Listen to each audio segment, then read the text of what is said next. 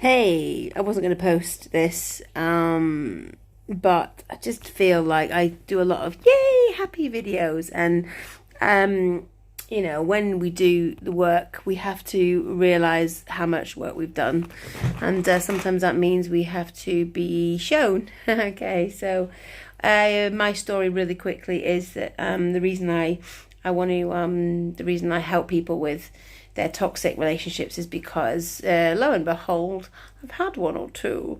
And when you leave them, there's work that has to be done when you're no longer in them anymore, because otherwise not only do you repeat them, but you then struggle to let go. So if you are someone, I'm Lucy, and I help people get out of their toxic relationships, whatever they're with. It's the same kind of mode of getting out of them. But hey, Linda, so oh my gosh, I've seen you for ages.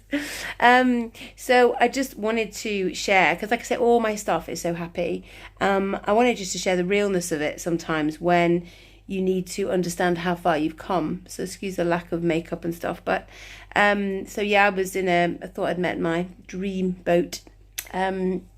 Yada yada yada turns out to be massively narcissistic and things like that. So that's fine. That's all good and peachy. So that finished. But then there's a shitload of work that I did before it all ended. One of the main reasons it ended was because I started working on myself. I was physically getting really sick, so meant I was just in a mess, and so I had to do something. And I healed my past.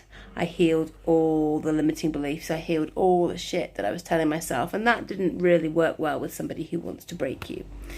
Now, what happens when somebody wants to break you and they can't? They find something that they want to affect your mood. They want to affect you.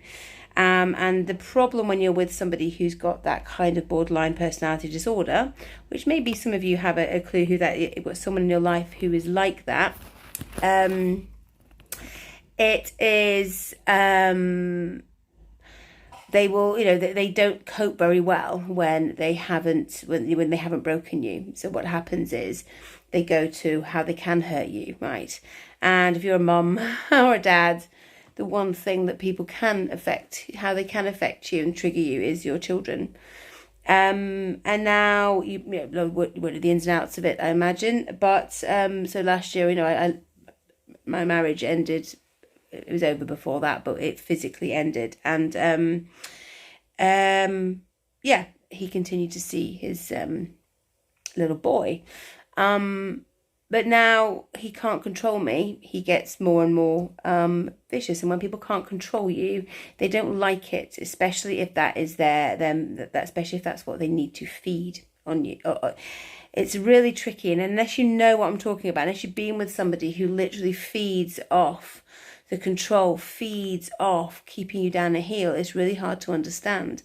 And today a big event happened, I suppose, and I'm just processing it. But whereas before, when he would have literally used his might to get his own way, he didn't. And I didn't get scared, and I didn't freak out. And before, I would have been a shivering wreck, and I wasn't. And I was able to be there for my children when the police came round and all that happened. And I was able to be able to stay super calm and tell them exactly what had gone on. And I was able to tell my children it was not acceptable. And not just that, but my children then say to me, "Mummy, we know. You've taught us that people don't get to behave like that." And so I'm not usually, this is just, sometimes you need to see how far you have come to just think, wow. And yeah, everyone's fine, by the way. We're all fine. It's just, there comes a moment when you have to then look and go, fuck, look what I have done. Look what I have achieved. And, if you're not there yet, then you can be there, and you can actually be in the same room as somebody who tried to destroy you and be okay with it. I promise you can. I'm quite emotional because it's like this massive. I always knew I always knew that I become a different person. Hi, Sarah. I always knew that, but then to be shoved in the face with somebody coming and, well, my ex, and I'm going to be quite candid, coming and behaving so badly in front of these two kids, and me not being scared, me not responding how I always did, and me absolutely standing my ground, and my children being okay.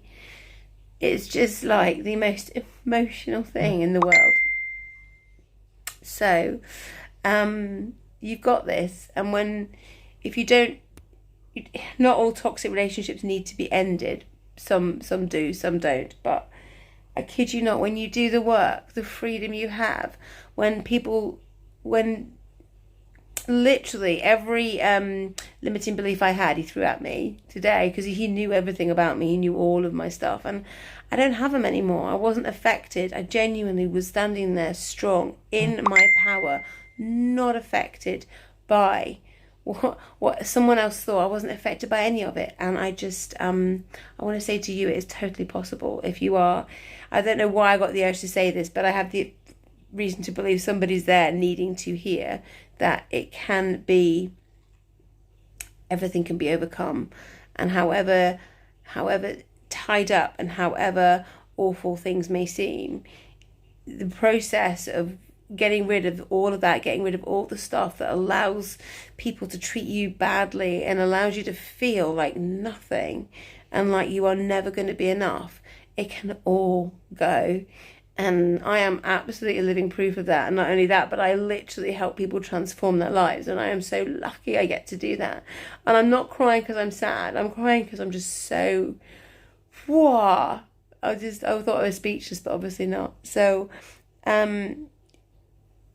take it from me, can be done. And you obviously always see me making kind of interesting videos and stuff like that. But yeah, so much love to you guys. And if ever you need anything, yes, it's my job and it's my business, but it's my life to help people get over these awfully limiting relationships they have in their life, which end up destroying some people. But you don't have to be, and you can come back from wherever the brink might be from you can come back from. So with so much love from me to you, just stay awesome.